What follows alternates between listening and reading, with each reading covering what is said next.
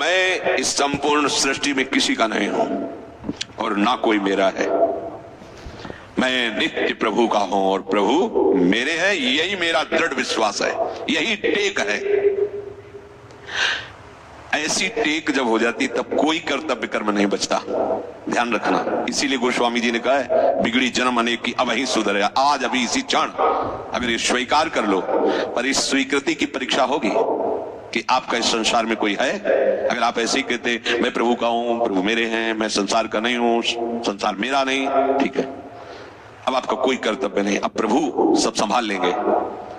पर यदि जहां जहां आपने मान रखा ऊपर से बोल रहे, तो दो बात होगी, या तो हरण कर लेंगे, बड़े कृपालु हैं, हरण कर लेंगे, रखेंगे ही नहीं तुम्हारा अपनापन सब जगह से, या विवेक के द्वारा हटा देंगे। तैयार रहना, ये बोलना सहज बात नहीं है। बड़े कृपालु है, उनकी दो लीलाएं होती हैं, एक विवेक लीला होती है, एक विनाश लीला होती है।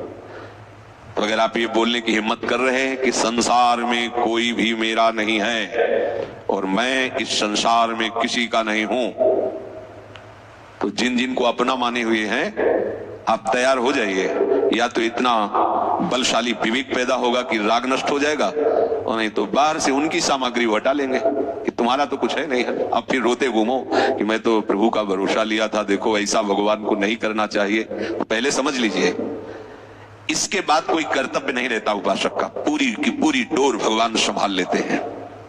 महान आनंद। पर ये बोलना बहुत होश में,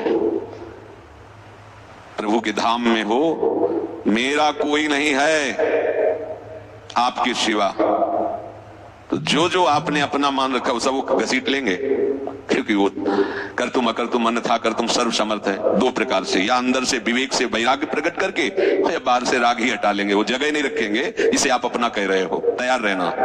और यदि वास्तविक हृदय से ऐसी बात आ जाए तो उसी समय वो महात्मा हो गया। उसी समय करो सत्य, सत्य माने तत्काल, क्षिप्रम भवति धर्मात्मा, उसी समय बहुत जल्दी वो महात्मा बन जाता है।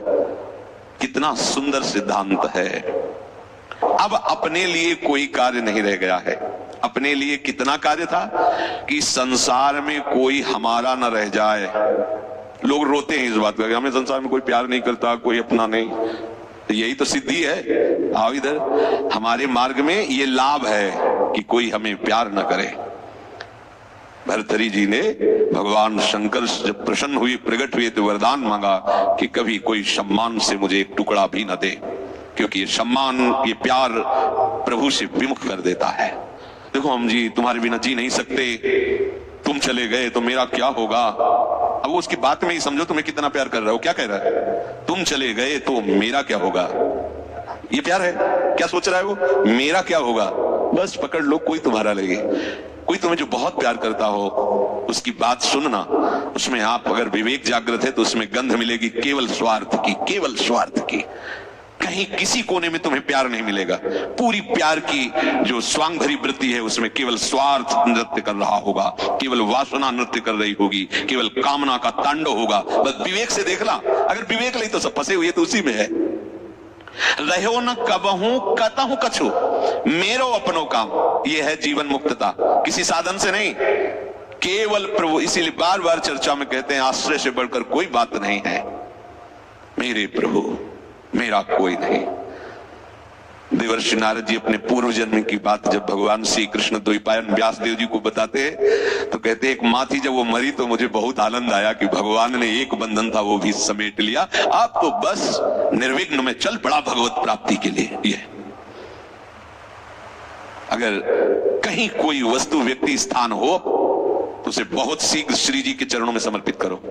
समर्पित का मतलब, लाडली, ये मेरे पुत्र परिवार जिनको मैं अपना माने हुई थी, प्रियाजू, अब मुझे आप चाहिए, ये सब जंजाल सहित मैं आपको समर्पित हूं, आप देख लेना। अब मेरी ताकत नहीं कि मैं इस जाल से मुक्त हो सकूं, मेरी ताकत नहीं है कि मैं ज्ञान विज्ञान के द्वारा शरीर राग और शरीर संबंध राग मिटा सकूं। तो हे मेरी भोरी प्रियाजू,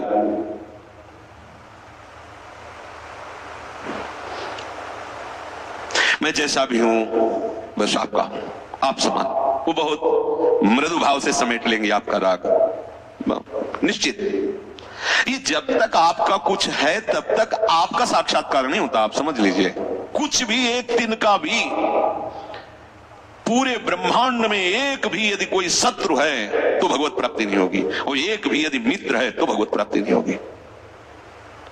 राग रहित प्रीति, स्वार्थ रहित संभाव, अद्वेष्टा सर्वभूतानाम मैत्रः, सबके प्रति मित्र भाव, लेकिन ममता रहित। समझना, यहां मित्र भाव का तात्पर्य सबके प्रति करुणा का भाव, लेकिन अहंकार रहित। मैत्रा करुणित निर्ममो निरहंकारा, सब में भगवत भाव, न कोई मित्र है न कोई शत्रु है। तभी आप अहंकार और ममता रहित होकर व्यवहार करें। प्रभु सेवा में ही सने तन मन बुद्धि तमाम। मेरी जितनी इंद्रिया मन बुद्धि है अब केवल प्रभु सेवा हेतु वो उठती चेष्टा होती। सेवा में जो कछ बने वामे नहीं कछु मोर। ये जो उपासना बन रही है इसमें मैं कहीं नहीं हूं।